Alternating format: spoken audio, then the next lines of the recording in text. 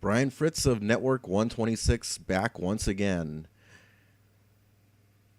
John the Savage, it's his screen name, left a very, very hard hitting comment that I felt needed to be shared.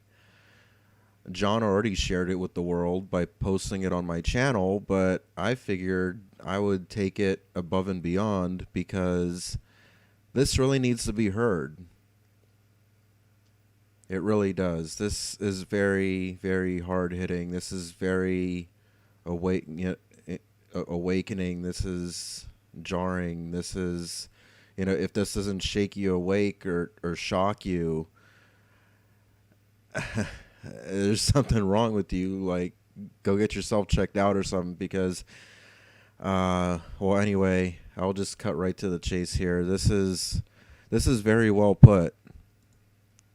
Do a little full screen there for you guys.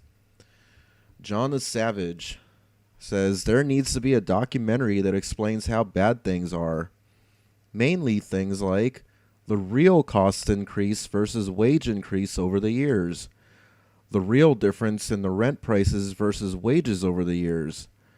The decrease in the value of the dollar you can to some extent show by comparing the gold prices over the years, though gold is very deflated falsely.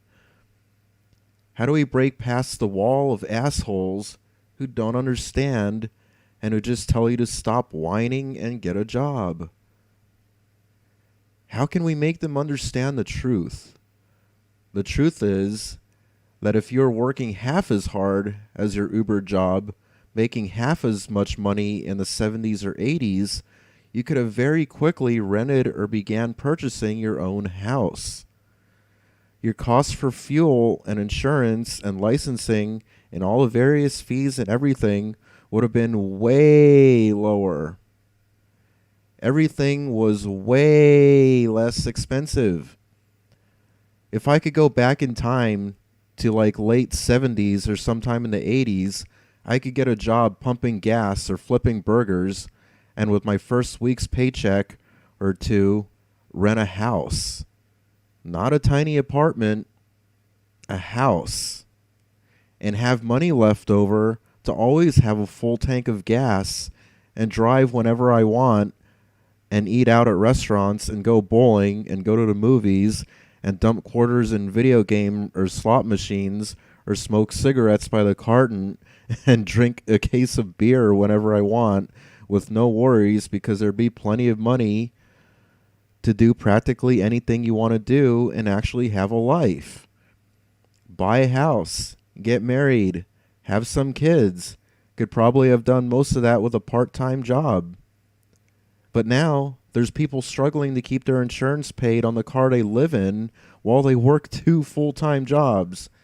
And there's people with PhDs living under bridges and people working 60 to 80 hours a week, sleeping in tents and camper vans if they can even afford the damn van.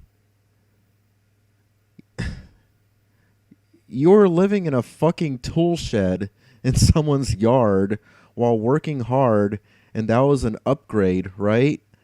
Shit, dude. You should have been able to rent a house or make payments to buy one.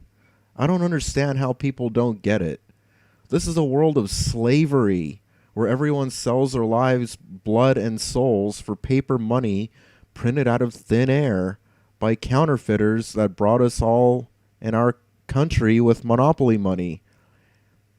And everyone sells out for less and less while the criminals just take more and more and more.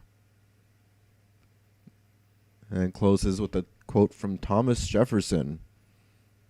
If the American people ever allow private banks to control the issue of their currency, first by inflation, then by deflation, the banks and corporations that will grow up around them will deprive the people of all property until their children wake up homeless on the continent their fathers conquered. I believe that banking institutions are more dangerous to our liberties than standing armies. The issuing power should be taken from the banks and restored to the people to whom it properly belongs.